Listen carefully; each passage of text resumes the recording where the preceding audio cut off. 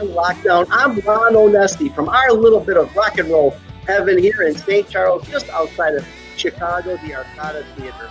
And I am so honored and privileged to be on the show, sharing the stage with just legendary icons. My co-host, let me bring my twin brother, I guess, because Carm's our older brother, Vinny. Vinny Appice from Dio, Last in Line, of course, Black Sabbath. How you doing, Vin? I'm doing good. You are looking good. Every week, I got to say that you're looking better and better, and this whole personal grooming thing is really working for you. It's the lighting. it's these LED lights. I'm telling you, they wash everything out of your face. Let's bring our older brother. Hope you don't take offense to the fact that I'm claiming as my older brother as well. Yeah, you could have him as an older brother. I mean, I'll tell you what. You keep Frank. I'll take Carm. Okay. Okay. That's cool. Hey, also joining with us again, legendary icon drummer and a guy that I just, as we do this each week in and week out, I realize just how many people, how many lives this guy, how many careers that he's touched. From Vanilla Fudge, also Jeff Beck Band, also the Rod Stewart Band, Vinny, Vinny, God damn it. Carmine, I'm still ready. Carmine Appice. Hey, Vinny. That was good, dude. It was a big build-up, and I killed it. I crashed and burned. Yeah. I love the live stuff. Here. So anyway, this week, I got to tell you guys, you believe this is our 10th freaking episode of this thing? No, I don't. Wow. That's really, where did it go? It's been a lot of fun. It's been great. And I got to tell you, it's been an honor to work with you guys. And, that's the thing. I mean, they say there's two sides to every coin. There's a bright side, and COVID is terrible. And all this lockdown is terrible. All this stuff is terrible. But on the brighter side, which we got to find, is the fact that we're doing this. And we're affecting a lot of lives. People are loving this thing. I'm from all over the world. Yeah, I know. That's funny, right? Well, I'm glad we're doing it. And you've been, we should do it in other languages too. Yeah. Okay, you start. None can guide no. There you go. No pornographic language here, Carm. This is a family show, please. So let's bring our very, very, very special guest today. I'm telling you, thank you, Carm. I know you hooked us up with this fine young man. You guys work together. We'll talk about it a little bit later. But he's played the Arcada Theater so many times, and I am so thrilled to have on our show the legendary Axeman himself, Mr. Pat Travers. Yeah. I'm sorry. Mr. Mask Travers. Oh, gee, I didn't even know I had it on. I wear it all the time. Here's the thing. It's a little bit of a PSA. I'm anxious, as we all are, to be able to get back to performing live. So wear your damn mask. There you go. And that's enough. I was thinking today I'm gonna do a white mask with the mustache on. Oh yeah. Well, that would look cool. Call my mask. That'd be fun. Yeah, I've seen them. I've seen where you can take a photo of your face and have a mask made like I know. Yeah. We had a waitress down here did that, and I'm looking at her going, "What's wrong with her face?" Yeah. It looks with her face. Did you ask her that? Yes, I said. And she got closer. I said, "What's going on?" She goes, "It's a mask." I said, "Oh." I said, "I thought you had a messed up face." It's kind of like a hallucination. So man, whoa! The whole thing's a bad dream. Absolutely. Oh yeah. This is the good part of the dream. This is the dream. The other thing is a nightmare. This is a dream. Last week we were talking about you, Pat. We had your former bandmate Nicko McBrain from Iron Maiden. Yeah, I watched a portion of the show. Nicko is awesome. I love him. He's great. And what was really great about having him was the fact that we brought with him some great video footage of you back in the day. You were freaking rocking. It was awesome. Pat missed that. We should play that again. Pat missed that. Yeah, I didn't see that part, but I don't know. No. Do we have that? We had that. We'll have it. We'll have it in a minute. Oh, here you go. That was in Germany. Feeling right.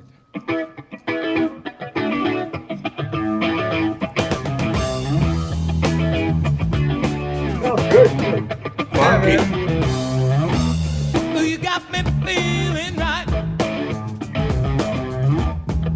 When I hold look at that guy. Look at that guy. Woo, baby. there's something I wanna let you know. I ain't gonna let you go. I ain't gonna let you go, yeah. I like the shoulders, man. I like the shoulders. Yeah.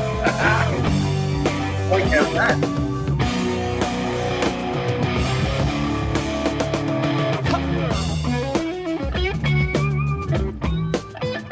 Nice.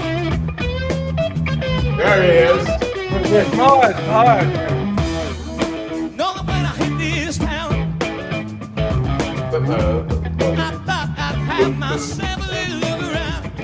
You had a taste of it, Pat. When you came Yeah. to my view, It's very Yeah. funky. Yeah, man. You know what? Exactly. I saw. You know, I was. You're obviously your kind of blues funk, beginnings are showing really strong there. When we moved to Ottawa, Canada, when I was like 12, and I was really into music, and for some reason there were a lot of soul bands, horn bands and stuff. So funk was really big, and then got into the other kind of funk, the more aggressive electric funk with bands like Vanilla Fudge, and so I always still do. Just I like the way all the pieces fit together. And there's some of the stuff that we did on Travers and Beach records that are real badass, funky, I know. power funk. Let's go to that, because I tell you what, I mean, I want to talk. There's a few albums that I want to talk about with Pat, but I mean, your Balls albums, the stuff you did with Carmine, and you know what? It's stuff that needs to be revived here because it's such great music. It is, and how did you guys? How did that whole project start back in 2004? Let's just go back. I met Carmine in 1981. He was playing drums with Ted Nugent. And we did a little Texas tour and some other shows. And, Carmine, you guys were saying he's your older brother. He's like my big brother to me, And for some reason, we just hit it off, and we'd get to jam a little bit every now and then. Over the years, we'd see each other, and we were at a NAMM show in the Dean Markley booth, and T.M. Stevens was there, and it was just tore magic. It up. It was magic, absolutely. Yeah, but the way the album happened was I had a deal with SPV to do a record. I did the first record with Rick Derringer, Tim Bogert, and myself. It was called DBA, right? And then, and when I did this, I was going to do the second album. SPV said we wanted to get somebody else to replace Rick, because Rick was getting a little more Christian with the lyrics and stuff. So we were working with a friend of mine, Greg Hampton, and I said, "What about Pat Travers?" So he said, "Yeah, that's a good idea." So SPV loved the idea. So we put together Travers and the piece came out to be TNA. Yeah. And we, we said everyone needs a little TNA, right? Yeah. So we put together this record, and some of it's really funky and soulful. We got reggae on there. We got heavy rock. We got fast music. We got Pat playing his ass off on slide. And that was the first record.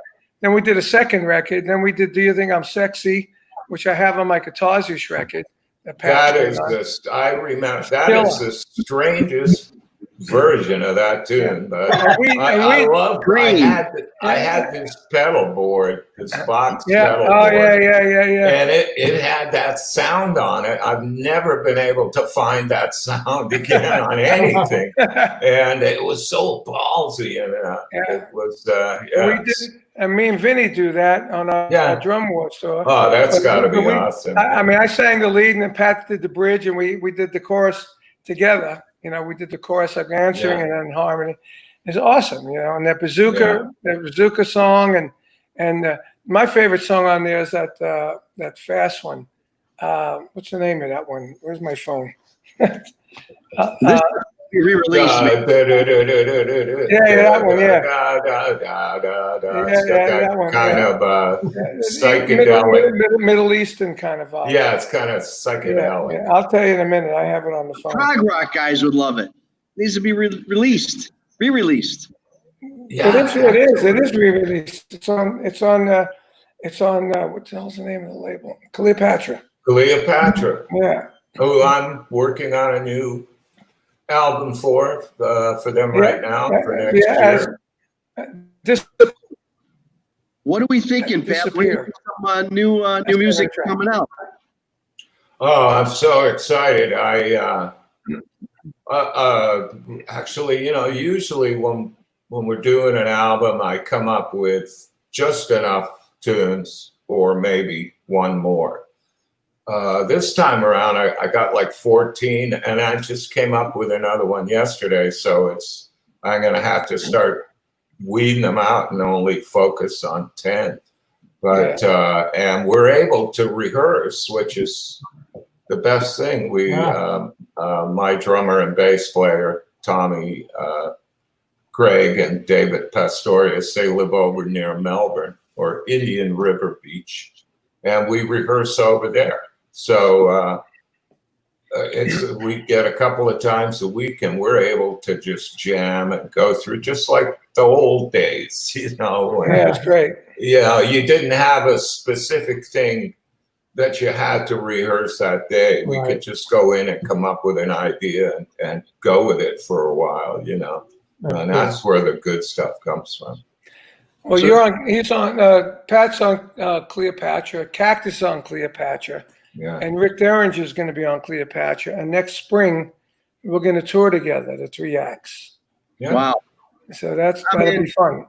And there might be an album. It might be an album where we do a blues cover they're talking about, where, like Pat will do 3, Rick will do 3, and Cactus will do 3. And then maybe we'll do 1 or 2 together, Yeah, that's we're going to start on that around the end of the year.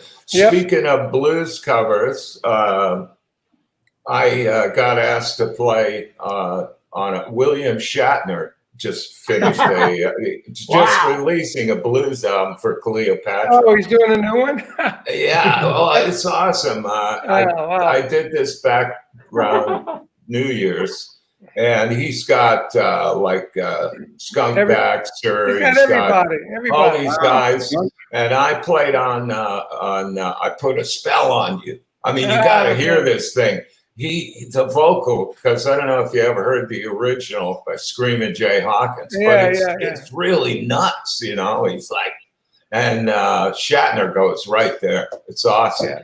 So I played on his last album. Yeah. So they're going to. I can't believe I'm hearing this.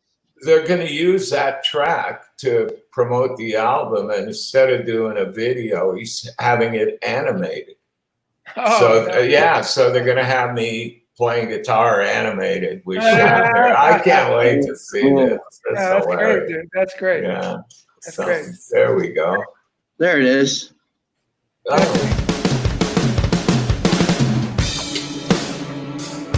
Oh, yeah. I forgot about this.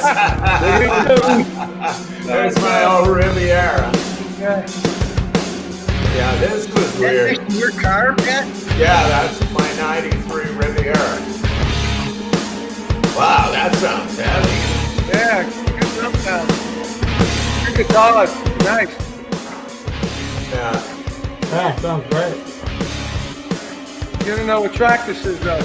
No. Where do I hear what track it is? No way! I haven't heard this since we did this. I'm all out of sync, Vinny. Yeah. Always, right? Right? Always out of sync. Well, it's not out of sync in the actual video because my son edited it. And it's rock on. Right on, yeah. So how long did that segment take you guys in the car? How long did you guys spend doing that? we did that in my neighborhood. It was all pretty easy. My son, we was like, I guess 18 at the time. He shot and edited all this. This is my neighbor's garage. Yeah. And we're at Sean's studio for the drums. Right. Yeah, how do you like that drumstick, Vinny? It lights up too. Boy, I've lost a little weight since then. That's all I want to do. I know you need it, girl, and you know I need it too. We did this the first day. I found what this world is searching for. Here, right here, my dear. I love the track, man. Yeah, the track is great. And all my life, I've hoped and I prayed for someone just like you to make me feel the way you do. Never gonna give you up. I'm never gonna stop the way I feel about you. Girl, I just can't live without you. Two legends, two icons, rocking it. Love it. So funny. Yeah, okay. Very I love Barry White, man. Yeah.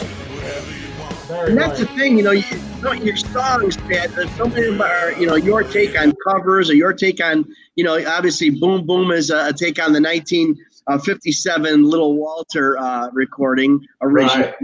Right. And, Little Walter was, recorded in Chess Records here in Chicago. Little Walter was a badass, man. He was another album that Cleopatra, another artist, Shirley King, B.B. King's daughter. She's actually on. She's watching right now, and I played on a track on her album, and it's I believe out or it's coming out. And it's really good. Shirley King, check it out. We love Shirley. Cleopatra. Hey Shirley, we're talking about you. We love you. Amazing. She's carrying on the tradition of her papa. She never stopped, and she's doing such a great job. She does play here quite often as well. She's part of our family, and great lady, great talent. So we I got to jam with BB in Chicago when they used to have the NAMM show in Chicago, and I guess this was maybe 83, 85, and I had a Gibson thing going, so obviously he did. And he was playing there, and I got up and jammed to play with him. He invited me up, and also Neil Sean, right? Wow. So I had my new double cutaway Les Paul that Gibson had made for me, and the amp I had no overdrive channel. It was just totally clean little combo, Of course, Neil's got all the distortion and dirt and everything going on, right? And so I just went, well, I'm stuck. I just put it in the middle position and just tried to play real clean and cool. So BB's he sings a couple of verses. Hey, Shirley, what's up? And we're in B flat, right? We're gonna do blues in B flat. Who plays in B flat on the guitar? BB does.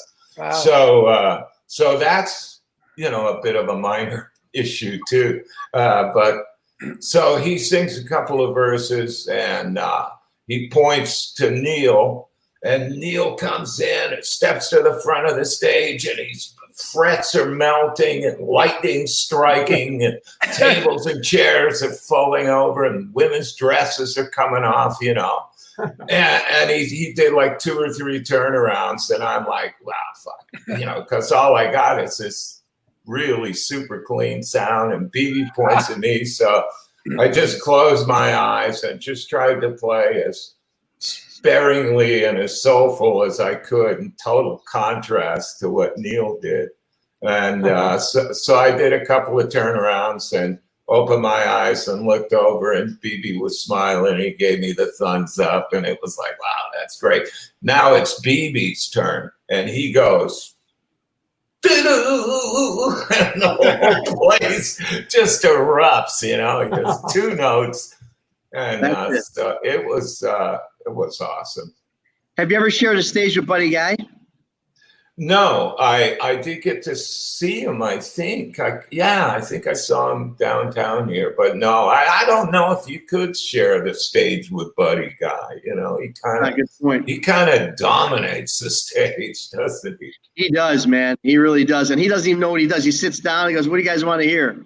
Yeah, He goes, I know. No, he's so spontaneous in everything he does, and I mean, sometimes I've seen him. We're just bending a couple of notes can turn into like half a turnaround, you know, he just bends them right off the neck and the whole crowd goes nuts, you know. And there's a manager there, Bruce Pilato. Bruce Pilato. Bruce Pilato. What a great guy. Hi, Bruce. Hey, Bruce, what's shaking? What's shaking? Yeah, we Both can't. knees. You can't hear him. He's the guy pushing Cactus, that's for sure. He called me every day, made sure I had it done. So we love you, Bruce. He pushes me too. Well, we'll be back together. That'll be awesome. Yeah, I'm looking forward to it. And at the end of the show, we're all going to play together. Oh, not yeah. all, maybe not all, but me, Pat, and Rick somehow. Oh, yeah, of course. Yeah. No That's got to happen. That's got to happen. It's got to be like one of those, absolutely, got to make that happen. You were talking about Buddy Guy. You know, here he plays at the Arcada a lot, at least twice a year. And the thing about him is really amazing. He goes into the audience. He'll keep playing. He keeps the same note. And he gets in the audience. He'll sit next if there's a seat open. Then he walks through the concession stand in on the second floor. You've been to my place, obviously, guys. The second floor of the balcony. He's playing just all the way through. It's amazing. Amazing. He'll stop he'll have some Jack. He'll have some whiskey. Still with the note going. Yeah. Love him. But that was the whole point. He just wanted a couple of shots of Jack. That was he just walking to the bar to get it, you know. It's really hysterical the way he does it. Is it, you did this little Walter song, as we know, Boom Boom, and I started to touch on this earlier, Pat, and you're such a not just a fan, but a student of that original blues, momentum that started here, from the 20s, 30s, 40s. Is there a song that you haven't done that you'd like to cover from back in those days? Wow. I'm sure there is. I was listening or thinking of covering Howlin' Wolf tune, Meet Me at the Bottom. Great song. Great tune, Howlin' Wolf. Yeah. And, we did Evil. I know, and Monica. Yeah. Monica, my wife, was saying the other day that maybe on this live stream that we have coming up, that my band should cover Evil, since I sang on it anyway. So cool. Yeah, that I love that. I read the recorded version that we have, and I remember it was the last vocal that I had to do. And it was 11 o'clock in the morning, and I was going, oh no. And for some reason, everything opened up and it wasn't an issue. So, yeah. Was there, you've been by us so many times at the Arcada Theater, and I've seen you other places too, and you've played with so many legends and icons and superstars. I mean, so many of them. Is there one that stands out that was particularly like blew you away, or stands out that was like, oh my gosh, train wreck, get me home? Most of the like, I include Carmine. Carmine was, I loved the Fudge, and one of the reasons they would reimagine and reinterpret other songs in a cool way, and I was really influenced by that a lot. And I even started to do the same kind of thing early on. Before I was writing any songs, I would do that. And it's always fun, especially when it works, I like that. So, but the Boom Boom, Out Go the Lights was a funny issue. I heard it when I was 13. One time by a band live, harmonica player from Hamilton, Ontario. He called himself King Biscuit Boy. Anyway, Not, but his band did this song, Boom Boom Out Go the Lights. And I only heard them do it one time, and I loved it. And when I was in England, like, I don't know, 8 years later, doing my first album, and it was short, one song, and I remembered that tune, and we were able to find King Biscuit Boy's album in London somehow. So I did that, covered that version, and then as we performed it live, and I started to get the audience involved, etc., it kind of morphed into something else, so, but it was actually a while before I ever heard Little Walter's version, Oh, really? Yeah. Once again, growing up in Canada, and there was a lot of blues people, like people you'd never heard of that weren't famous, but a lot of guys played the blues in Ontario and Quebec for some reason. And you don't hear that. You don't. I mean, I can tell you. Maybe I'm not as informed, but I don't think I realized just how big the blues it was up there. Yeah, it's amazing. A lot of real, and bands. I remember that we were way up north, Quebec, Kapuskasing or Ontario, some mining town, and there was a band from Louisiana. And the guy had slide. It was the first time I ever saw a blues slide player, and I was, these guys were so good. And of course they never you never heard of them, but so people like the blues. Hey, they still do. Bruce said to tell you a Hendrix story. The Hendrix? Yeah. I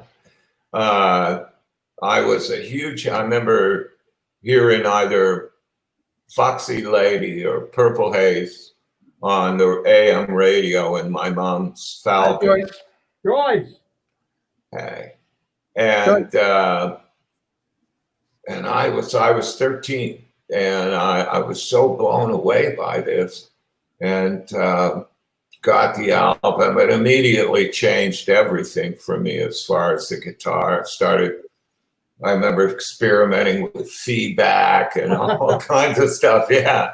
And then he came to Ottawa. I played at the Capitol Theater, an old movie theater, beautiful place. And I saw the second show. I was in the 12th row aisle. And I told all my buddies at school that if he destroyed his guitar, I was going to get a chunk of it. And it was all bravado and braggadocious. But so anyway, Hendrix, I was just so overwhelmed. I'd never seen one Marshall amp before. He had 3 stacks, Yeah. And Noel Redding had 3 stacks of Sun Coliseum amps. Timmy used to use those. Yeah. They were vicious. And so it was just awesome. And then he was doing Wild Thing at the end. And that's when at the end of Wild Thing, he gets into a lot of histrionics and feedback and humping the amp and kind of throwing a Strat around. But, he wasn't going to break anything or set anything on fire that night. He was in Ottawa on a Wednesday, I think, or something, So he does throw it on the stage. And when he does that, something overtook me. I jumped out of my seat, ran down to the front of the stage. The stage is pretty low, and I've got my arms on the stage, and Hendrix is right there, and there's a few other kids next to me. And he's on his knees. He's got the Strat down in front of him, and he's going stuff, And it's like, and I'm like, this is insane. And he broke his string, and the string kind of popped forward, but was still attached to the tuning machine. So the kid next to me grabbed the string, and it pulled the guitar.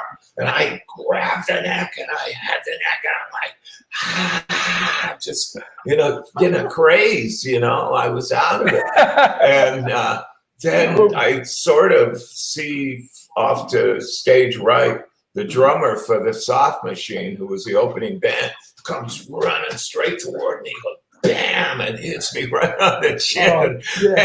But when I had the neck, Jimmy's going, because the strap was still around his neck, right? So he's being pulled forward, and he's going, no, man, be cool. No, man, be cool.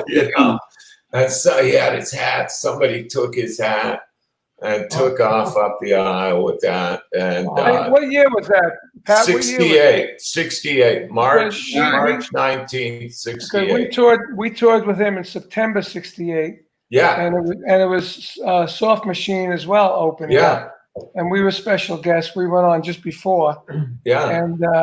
And he was using those amps. I had a dual Showman amplifier for your monitor. For my monitor. And all they had was Voice of the Theaters as a PA. I know, it sounded terrible. Unbelievable. And there was no vocal monitors, and I don't know how we sang. I know. And the thing is, somebody years later sent me a cassette that was a recording of the show I saw. Oh my God! And he was doing a lot of material from Axis Boldest Love. Right. And I'll tell you, playing and singing a lot of those songs is really damn tricky. It's not easy, Yeah. But he was doing it, like you say, with no vocal monitors. He was in tune. It's amazing. Well, he did a lot of gigs in New York. I used to know him when he was Jimmy James and right. We used to play opposite him with a band that I had, cool. And he was doing the same stuff. Oh, I know. When he dressed flamboyant, he had a hair slicked back. Dressed flamboyant, and play with his teeth. He did the teeth, everything, Because I started playing in bars in 1969 when I was 15, and we would play Knock on Wood and Land of a Thousand Dances and all that shit. That was the material he was playing in England when he got the trio together in Paris. Their first gig in Paris, he did Land of a Thousand Dances, So at that time, the same material. He was a soul brother. He played soul music all the time. Yeah, but at that time, guys, I got to ask you guys, because you obviously were there. I mean, we know what Jimi Hendrix wound up being, but at that time in 68, early 69, did you see that level of greatness? Did you see that icon? Did you recognize it at that time? Oh, totally. Yeah. No, there was. Okay, he was always a great performer. Even when he played in the clubs, he was a great performer. He had all these antics he always did, the clothes he wore, and he had his mind set on making it one way or another. Yeah. Well, he did work with Little Richard for a while, so he learned a lot. Isley Brothers. The Isley Brothers. So he saw some great, worked with some great guys and learned a lot. But the thing about him was he played all the time. He was always playing his guitar, and he was a great, even backstage. Backstage. Oh yeah, always playing, and really, and his lyrics were great. I mean, really, really neat lyrics, especially on like Axis Boldest Love. I mean, it's really descriptive, pictorial, and just beautiful lyrics, and really sophisticated he could be, Pat, you were doing the obviously the PT Power Trio too. I thought that was a real interesting project. What made you go down that road of the covers and such? Well, it was kind of easy to do in a way. It was difficult at that time to get enough money from a record company to make a good album. And I just didn't want to have to spend all that time on writing new material. Mm-hmm. And the CD comes out, and that's the end of that. I mean, it's all over. So I didn't mind on that particular. Is that the one with Green Eyed Lady on it? Yeah, Queen is on it. Right. Really good stuff. I mean, I think I thought it was a great project. A great project. Yeah, and it was fun. Those were great musicians that were on that. And but Green Eyed Lady, I've gotten a lot of requests. I never played it live, so we're gonna play it coming up here. I'm gonna request it. I'm gonna put it in my contract with you. It'll be there. Yeah. No, we've been working on it, so we're gonna showcase that in our live stream event in about 3 weeks. Well, I'm looking forward to that. You know, you've done so much music. It's like these guys here, these other freaking icons I get to be with on here every week. Oh, it's so cool. I love it when I'm driving and I got XM on and some Dio comes on, and I'm an air drummer. Carmine knows that. I love to air drum to Vinny. Hey. Thank you, Pat. Yeah. I'll tell you, there's nothing like these. I want to show you guys something. See, can you see this? Yeah. See that? Oh yeah. That's Hendrix backstage on the tour. Yeah. Right, and that's me. Yeah. Me reading the magazine. Mitch Mitchell and Jimi with the guitar in his hand. Playing. Yeah. Right. There you go. All right. That's history here. And you know Mitch Mitchell was when I moved to London. And it was kind of sad because there was this one pub called. There you go. Look at you. Look how dapper, Carmine. Look at me, huh? You are a close horse, man. Yeah, me and Noel were reading the rock magazine. That's cool.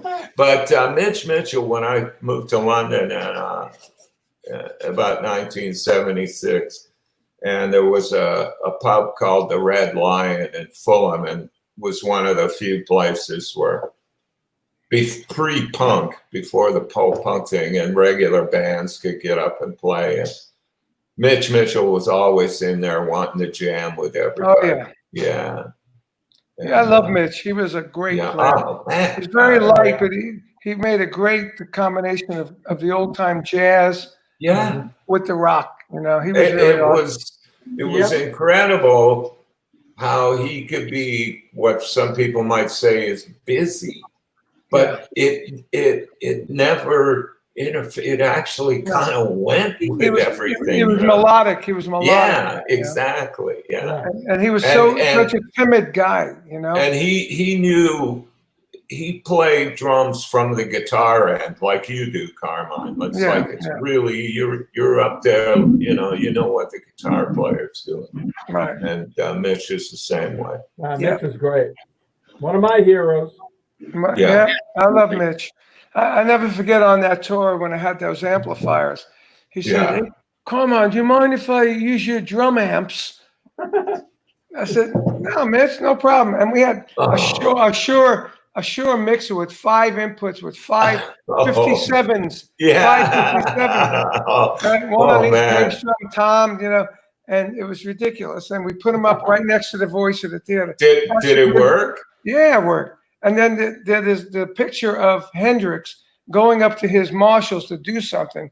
And right under him, you see two Fender amps. One says Mark.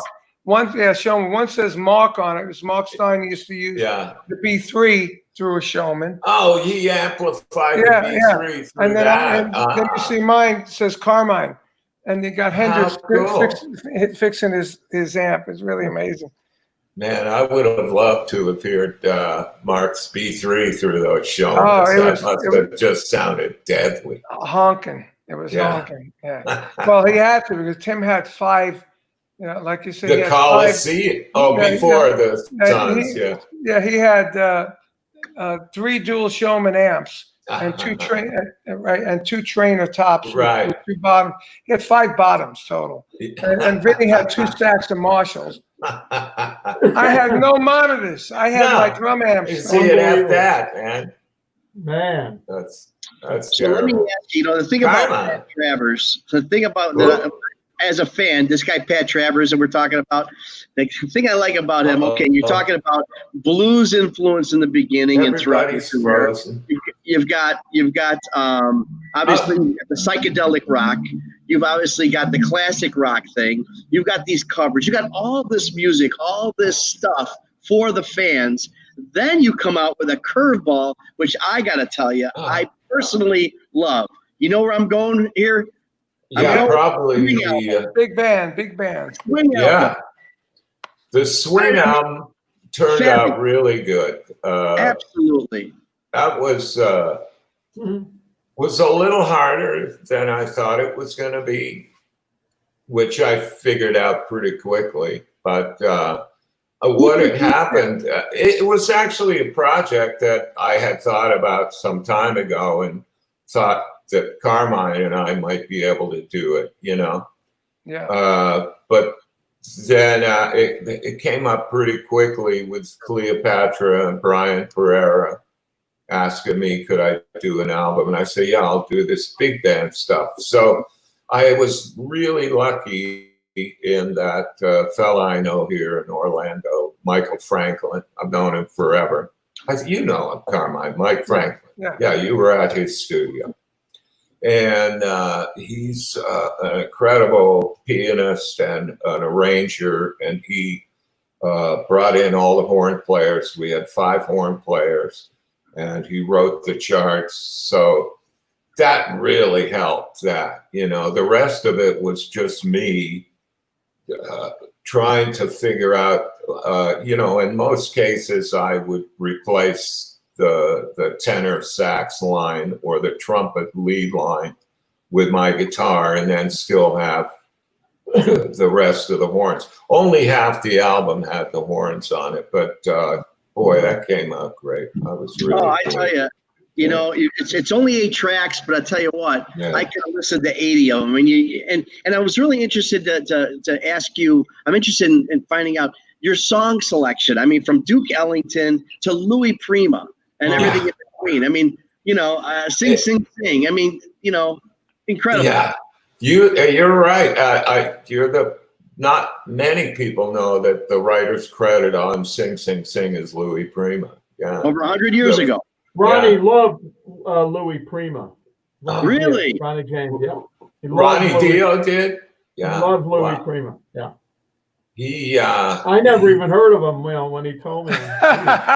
Come on. That's because you're my younger brother. And then I looked it up. Oh, God, this is way back, you know? Yeah.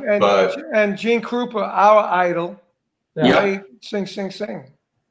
That's why you should have had me play it, Pat. Yeah. Well, I know. And, you know, but it was just the way it worked out in that situation. And actually, you could have had me and Vinny play it together.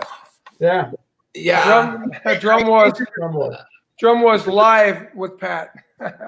Let's do it. Let's do a swing 2. There's only 8 tracks. You know what? We'll do swing 2. Why don't we do that? I'll talk to Brian. Please. We'll do swing 2. And we'll do your record release party out here. Absolutely. I'll have a 30, 40 police, a 40-person horn section. Whatever. We'll do it really big. Yeah, let's do it. In fact,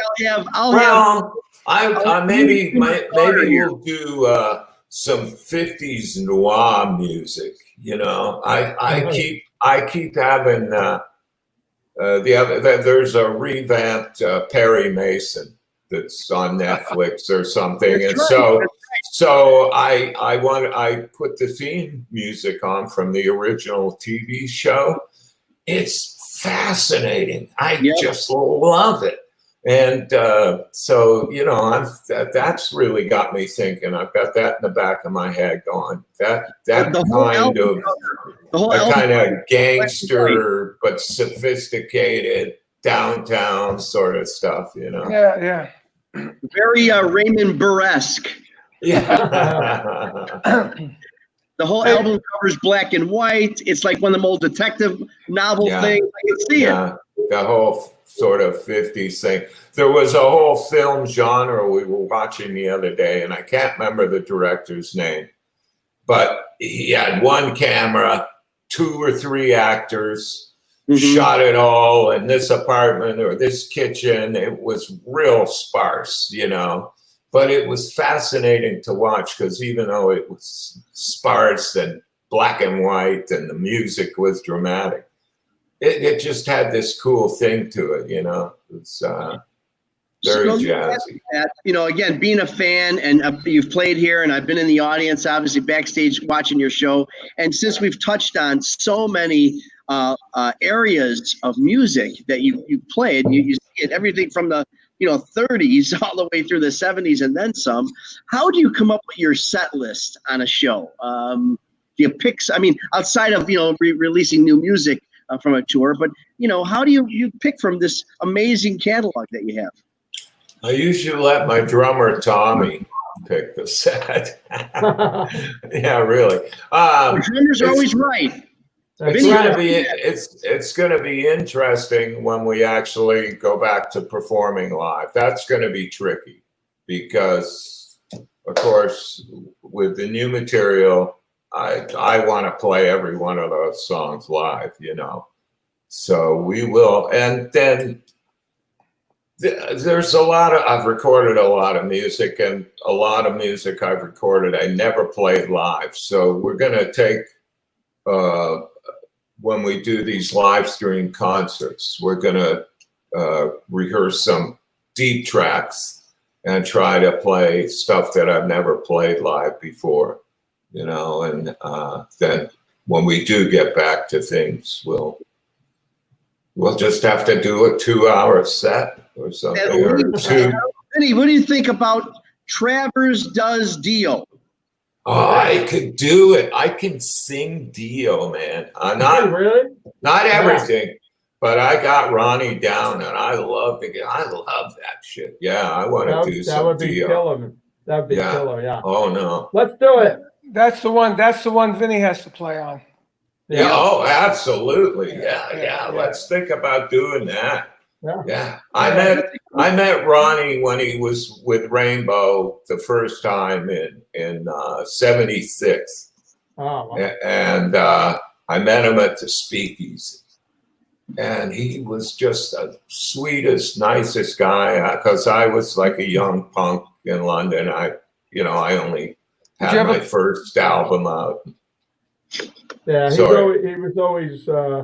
But nice he just had no airs about him, and was interested in what you were doing, and just a super guy, and what a powerful performer he was, man. Oh yeah. What a voice!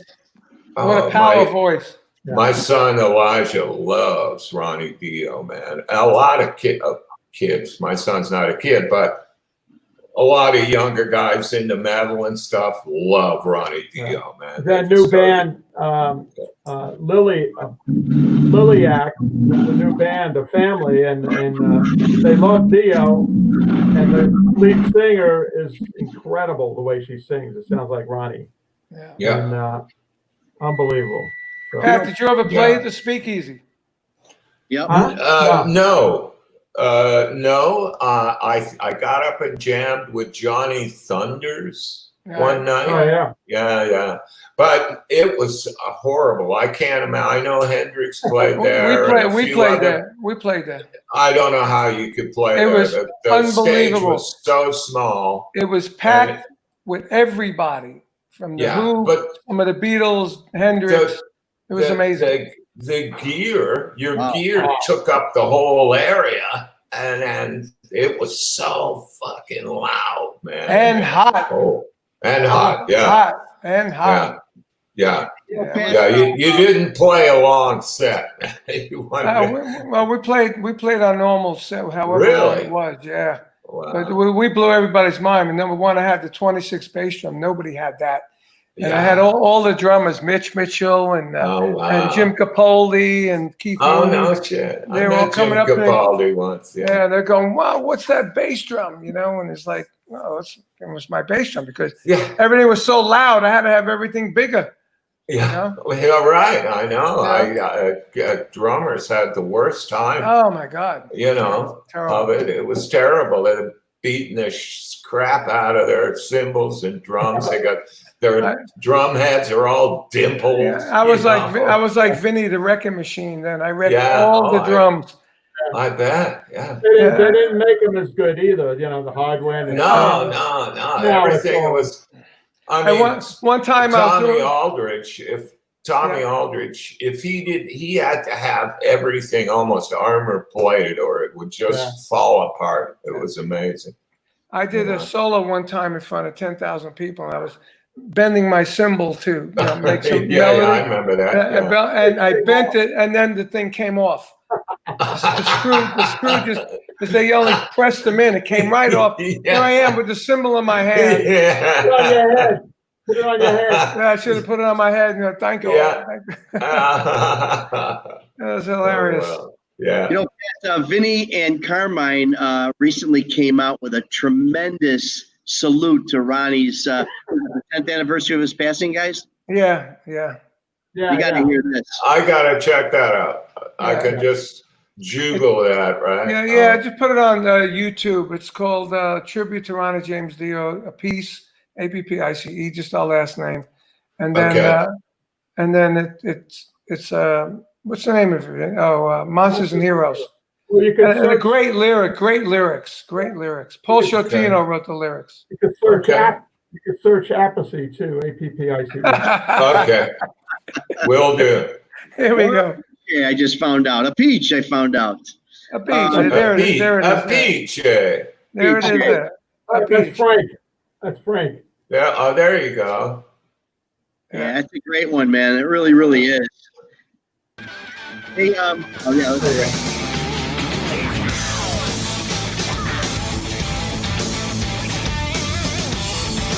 see.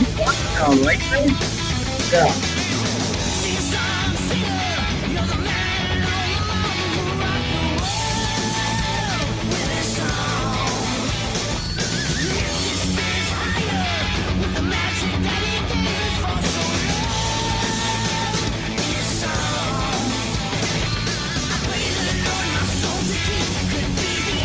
So, you guys able to do this in real time? No. That's what I thought. So who goes first? Me. Vinny did it first. Drummer goes right. Okay. And then we had the guitar, Artie put the track down, and then I did it. I did all that on my iPhone. I didn't have a studio or nothing. Wow. That's right. I remember you telling me about that. Yeah. These guys did a similar thing that covered one of my tunes. Some Bay Area metal guys. They covered Snortin Whiskey. Oh, nice. And I posted the link to that on my Facebook page the other day. Man, they did a great job. They really did. I liked it. Everybody dissed the vocalist, but I kind of like what he did. You know, it was manly. Right.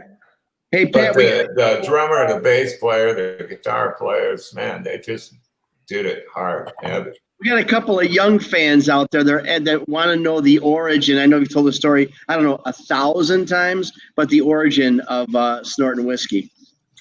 Yeah. When we were in South Florida, in Miami, and we were rehearsing for the Crash and Burn album. We had a rehearsal studio in North Miami that we used. And rehearsals were set for 2:00 every day, a few times a week. But I didn't expect everybody to get there right at 2. And I had my 4-track tape machine, and I was, working on lyrics and new songs and stuff. But Tommy, Aldridge, and Mars Cowling were there, and by now it's like after 3, and Pat Thrall's not there, and so we keep farting around, and we're doing that. I'm going, damn, 4:00, he's still not there, pre-cell phone, so there's no way to know where he is. Around just after 5:00, the big studio door gets kicked open, and here he comes with his girlfriend, Leslie. one of her boobs is hanging out. And I mean, they're obviously, you know, been up all night. And I go, wow, Pat, what have you been doing? And he said, snorting whiskey and drinking cocaine. And he actually said that. And I said, well, that sounds like a song. And I had I already had the guitar riff. So it took me like 8 minutes to write that song. Yeah. Cool. Wow, So, incredible. You know, Pat, go ahead. I think if you ask him about that, he'll say that he didn't mean to be funny. He meant to say the right way round. So it was. He legitimately made a mistake. He wasn't being funny on purpose. I think he was being cocky. Hey, Pat, I asked this question of all our guests. These guys know what's coming. No. Yes, you've been playing for presidents and kings all over the world, and you've gotten gifts. You've gotten some memorabilia from other people you've played with. Is there one item that is really, really special to you that you tell us about? Maybe something from your family or one of your icons, your heroes? You know, I anticipated this question. And the truth is, I've never sort of the things like even guitars. I've had a lot of guitars, but I've never had, you know, or anything given to me that I, you know, cherish as a thing I need to touch. Really, most of the cool stuff is in my mind, you know. That's cool perspective. And so that's where I keep it. And if the house were on fire, I want to make sure that I got Monica out. And then, and one thing, I do now have a guitar that is so freaking cool. It's a Strat. Yeah, it's a super Strat. And this was made for me by John Cruz.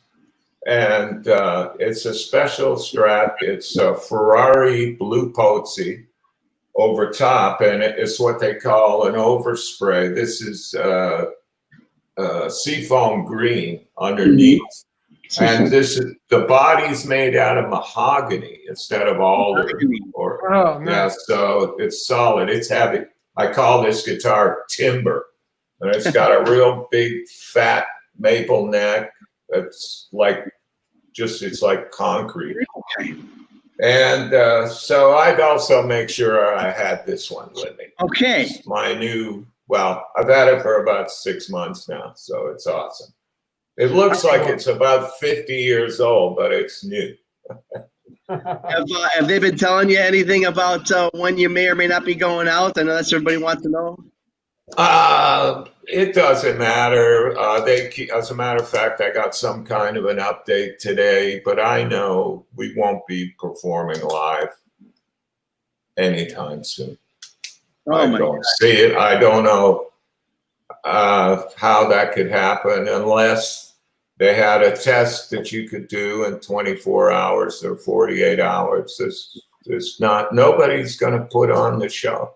And if a venue can only have 25% of its capacity, how are they going to be able to pay us? You know, the first place they're going to go is, well, we can't pay anymore. We were working cheap in the first place, you know. So, yeah. Well, you know what? I got to tell you, Pat, you've been tremendous, and want to congratulate you on. I don't want to leave everybody on a bummer.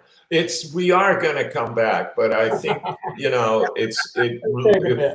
you know, that's why I had my mask on. And I think if everybody did that stuff, it happens sooner. But we're going to do our live streaming of Pat Travers Band 3 weeks from this Saturday. We'll do some promo. Hopefully you can help to let people know. Absolutely. And I love this show. And I think, you know, we never would have done this if it weren't for the current situation. No, so you're right. And I was going to say, and we'll get better at it as we go along, you know. Oh, the manager says probably mid 2021. There you go. That's what I would say. Yeah. But I'm keeping busy. We're rehearsing. I'm training. I'm going to be ready when we come back. Yeah. We're going to be ready for you and for Last in Line and for Cactus and the Fudge and all the rest of you legends here at the Arcada and everywhere else around the country and the world. Pat Travers, we love you very much. Congratulations on a great career and stuff coming up. Vinny, Carmine, I mean, how lucky am I, Pat? Look who I'm talking to. You're the best. Well, these are my true brothers here. I love Carmine. You guys are great. Hey, next week we have some of Vinny's guys. We got Kenny Aronson, who played bass with Derringer. Fabulous. Plays with everybody. And we have Phil Susan that plays with Vinny and Last in Line. And plays with Ozzy. And so we're going to have some fun with that. Because Phil played with us with Drum Wars and plays with Vinny. And I play with Kenny with Leslie West, and he plays in my Rod Stewart show. So it's like, family again. But really great players, great legendary guys. Right on. on. Ronnie Thal coming up, too. Yeah, and we got Bumblefoot. Oh, that's awesome, man. Bumblefoot in 2 weeks. Yeah, my bass player David was showing me a clip from him. He's awesome. He's amazing. He's amazing. Yeah. And then Rick Derringer is going to be on as well. We're going to. Wow, crazy. Cool. Yeah, and Okay. Vin, Rick's coming to my house here on Sunday to video cool. something. Yeah. Oh, yeah. Give me a call while he's there, so I I can. will. Yeah. Okay. I'll do All right. it. Man, I wish I could be on that call. How cool is that going to be? Yeah, that's a good call. Oh yeah, Rick is great. I know. I love Rick. A long time. Yeah. Wonderful. Everybody out there has got to be liking and sharing and everything about this. Tell everybody that we're doing this. We're getting a lot of fans from all over the world. We want to thank, of course, Ben Wheeler, Stephanie, all our help out there, our producers, and of course Steve Love, who's together. Can I just do one plug? I finally have a new guitar strings that I'm endorsing. They're called Dog On It. They're awesome strings. I just had I have my own signature set, but I really mean they're good. And I don't endorse anything. So how do we get them? Oh, good. Dog On It. Just go to Dog On It. Dog On It. There is a link on my Facebook page, so look there. Yeah, so as Betty Ann says, be safe, everybody. All right. Are we done? Yeah, we're all done. All right, guys. All Thanks right. a lot. See you next time. Good night, everybody. We'll see you next time. Vinny, I'm going to call you. Yeah, call me. Okay, bye. I'll talk to you in a bit, Carmine.